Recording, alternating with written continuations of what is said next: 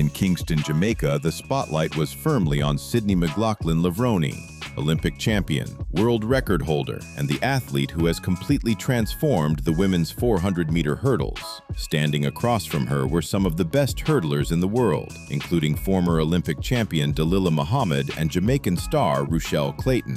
On paper, it looked like a competitive early-season showdown. In reality, it became something very different. From the opening hurdle, Sydney displayed the kind of technical mastery and race control that few athletes in history have ever possessed. While others fought to stay in contention, she calmly separated herself from the field, delivering a performance that was both dominant and effortless. Sandra Tate, 34-year-old American, two-time bronze medalist at the World Championships. Right on the outside. Then Adranette Knight, Jamaica again with such good heritage in this event. It's always hard just to make the Jamaican team for the Worlds or the Olympic Games. She just missed out last year. Has run a 60 hurdles already this year, as well as a 400 flat to tune up for this. Rushell Clayton, all-time number 10 in the world ever at this event.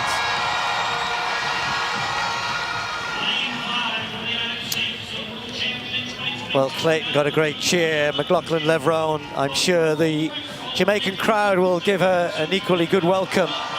Superstar of our sport.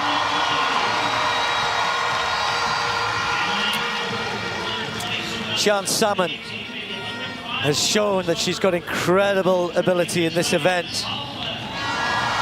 52.97, under 53 seconds, which is real high up world class. That was last year in Zurich.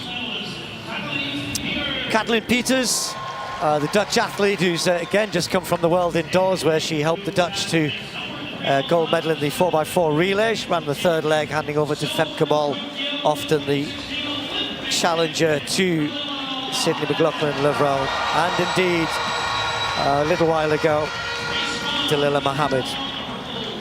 So Muhammad on the inside in lane 2. We only have 7 athletes in this particular race. Wouldn't it be great to see Muhammad kind of rediscover some form of old in what she's already said is her final year? It would be. So the last person to beat Sydney McLaughlin. And it took a world record to do it. The last 2 times she beat her world records. So you know what it takes to beat her. See what happens today. So McLaughlin-Levrone in lane 5. Clayton and Knight, the 2 Jamaicans, in 6 and 7. Salmon also in 4. Sydney McLaughlin starts pretty quickly as expected, but Rushell Clayton's holding her through the first hurdle, just maybe a meter or so, not even that. The 2 of them going down the back straight, almost stride for stride, although McLaughlin-Levrone just forging ahead down the back straight into 200 meters. Clayton going well, others just starting to falter a little bit. Salmon a long, long way back. Dalilah Muhammad trying to work hard in lane 2 to get on terms. Clayton doing a level best to hang on to the American here, but McLaughlin-Levrone doing what she does best. Clayton just faltered off that one. Dalilah Muhammad moving through in lane 2 as well, but they're a long, long, long way behind. McLaughlin-Levrone over the last hurdle. Storms on now, just watch the clock here. See what she's going to give us here in Kingston. 52.76. Muhammad with an excellent run in lane 2 to take 2nd spot. And others perhaps suffering from going out hard with the best in the business. Really, really strong performance. Okay, this is the result we expected. I thought Muhammad ran really well to come through in 2nd place. Not easy necessarily in lane 2. So the Americans getting a 1-2. Almost days of old there. Yeah. Well, this is the fastest time ever run in April that Sydney got. I was wondering if she was going to get the fastest time ever run on Jamaican soil, just outside of that. Held by Rushell Clayton, who's in this race. But Sydney's a special 400-meter hurdle runner. She alternates for 7 hurdles, running 14 strides between, which is pretty unheard of. You got to be moving to be able to do that. Coming home, she'll let her stride shorten up a little bit, but she was clear of the field. I was pretty sure she was going to take it easy in this first race because early season, she knows she doesn't have to do much to win. And then she can try and put something down in that 400 tomorrow to secure the bag. But ultimately, at some point, I want to see her cross over with some of the faster women in the 4, you know? You know, it's a measure of her ability. There's so many women in the world would dream of running 52.76, and she can make that look workmanlike, or with everyday performance, just easy, just comfortable. She was looking at the clock. I don't think she thought maybe she'd gone a bit quicker. It looked like a stroll. Crowd loving her here.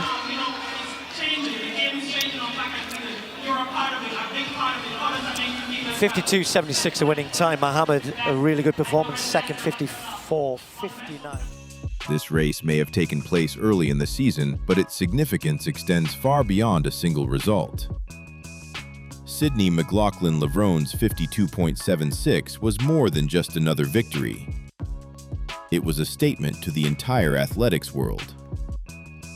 The most impressive aspect wasn't the time itself, although running that fast in April is extraordinary. It was the manner in which she achieved it.